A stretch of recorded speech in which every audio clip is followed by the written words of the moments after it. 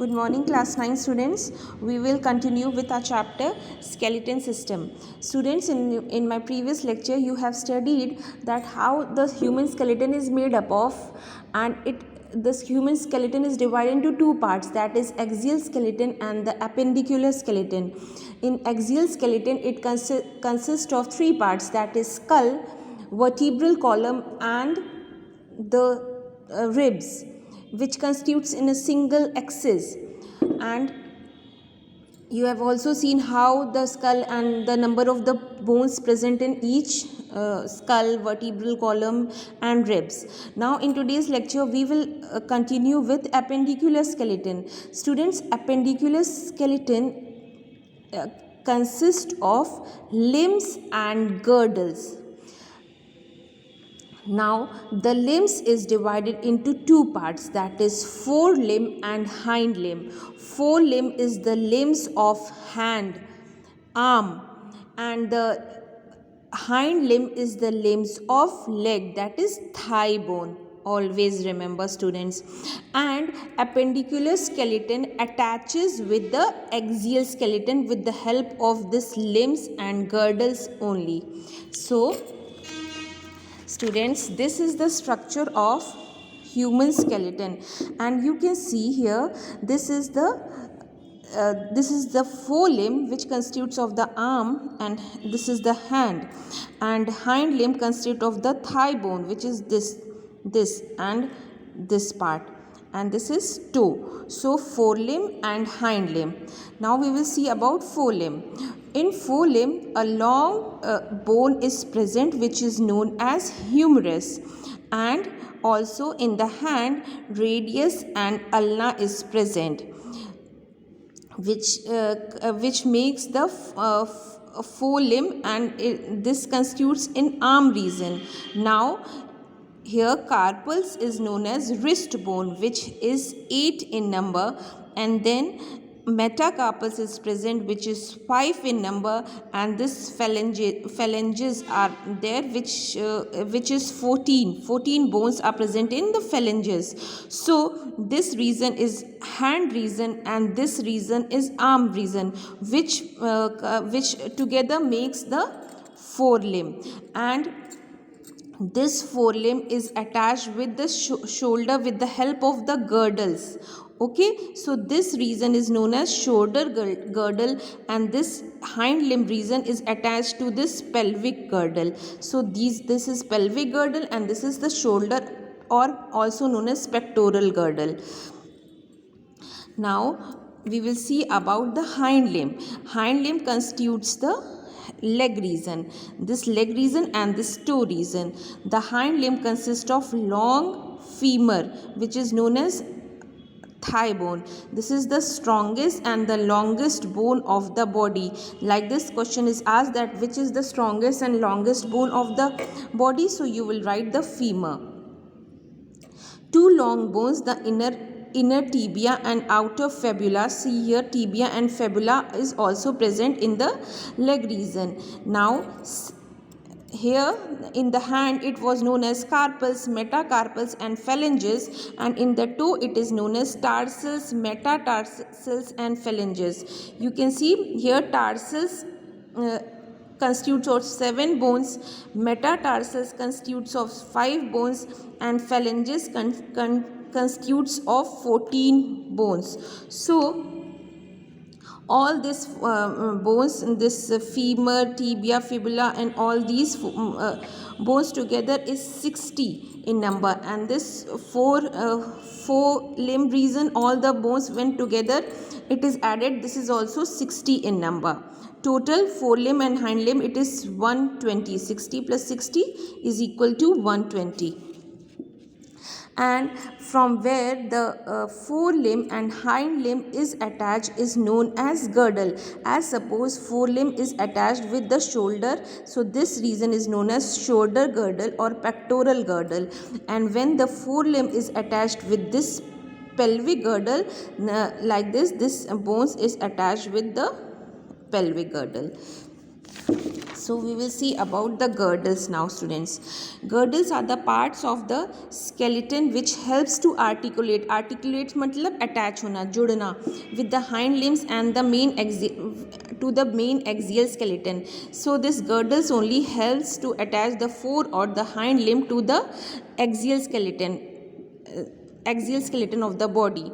There are the two types of the girdles, as I have told you: shoulder girdle, also known as pectoral girdle, and the pelvic girdle, that is the hip region bone, that is hip, also known as pelvic girdle.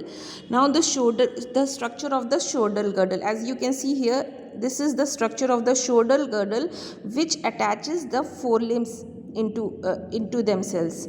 The shoulder girdle consists of two flat triangular scapula, the main body. Then is this, you can see here, this is the triangular scapula. Scapula is the main body of the shoulder girdle, which lies dorsally on the upper lips and either of the vertebral column. This lies in the vertebral column. Its outer apex bears a cup-shaped cavity which is known as glenoid cavity, which fits the rounded head of the humerus, and close to this joint the shoulder blade attaches. This is the glenoid cavity is here where the collarbone of the shoulder attaches. Okay, the other end of the collarbone is joined to the uppermost part of the breastbone. The one end of the collarbone of the shoulder will attach with this glenoid cavity, and the other one will attach with the breastbone or the sternum. As I have told you here, this is the front bone of the chest cavity, which is known as sternum. So one end will be attached here and the other end will be attached with the pectoral girdle, the collarbone. You don't know which is collarbone. This is the only collarbone, this bone. As you can touch just below, just beside your neck, you can touch and feel this collarbone, which is also visible. This is the collarbone. This attaches with the glenoid cavity of the pectoral girdle, and the other end is attached with the sternum, as you can see here in this diagram. Now the second girdle is pelvic girdle, also known as hip pelvic girdle. See here, students, the hip pelvic girdle is a large trough shaped, like this. This is the trough shape formed by two hip bones that are joined medically to the sacrum. Each hip bone or pelvic girdle is made up of three bones, that is ilium, ischium and pubis. Ilium, ischium and pubis. This is made up of three bones. On each side it bears a cup-shaped articular cavity. Here you can see this is the cavity which is known as acetabulum. Cavity or head which fits the thigh bone into this. Like this, the thigh bone will be attached with this cavity, in this cavity, which is known as acetabulum. The hip girdle not only gives support to the skeleton system of the hind limbs but also protects and supports the abdominal organs also. So this is very, very important because it attaches the hind limb through which we can stand, we can sit like this, and this also protects the abdominal organs of the body. As you can see here, students, this is the pelvic girdle.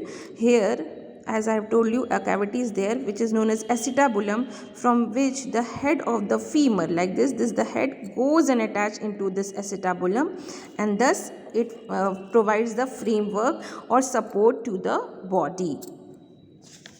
Okay, clear, students? Now, students, here it is given that there is a difference between male and female skeleton. So what is the difference between male and female skeleton? Male skeleton is generally larger and heavier because their bones are little bit of broad and heavy, and in the female the pelvic girdle or the hip region bone is wider. Because in future the females become mother, so to adapt or accommodate the fetus into the uterus during pregnancy, this hip or pelvic region bone is little bit broader, okay, and wider. This is the difference between male and the female. skeleton. Students, in this chart the number of the bones is given. The axial bone, skull, includes ear bone. When ear bone is also included, then the number of the bone is 29. Vertebrae, I have told you, it is made up of 33 bones, and the ribs 12 pairs, or total 24 in number, or you can say 12 pairs. Now in appendicular region, as I've told you, the limbs and the girdles are present. So the shoulder girdle, the number of the bones is 4. Arms, which includes the 4 limbs, I have told you, together it is 60 in number. And legs, that is hind limbs, it is 60 in number, and pelvic girdle 2 in number, and one more bone, that is patella, is 1. So total it will be 213. What is patella, students? The hind limbs have an additional bone called as patella, which is joined to the lower end of the femur. Kneecap is developed from this,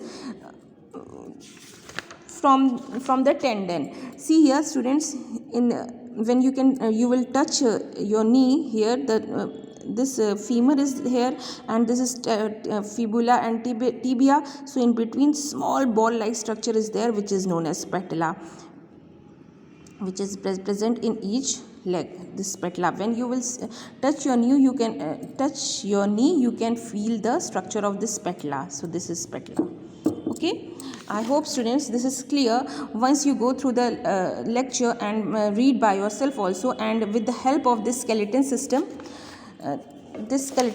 diagram, you go through the each and every bone and where it is located, and learn the number of the bones present in each part. So students, go through the lecture and study nicely. Thank you very much.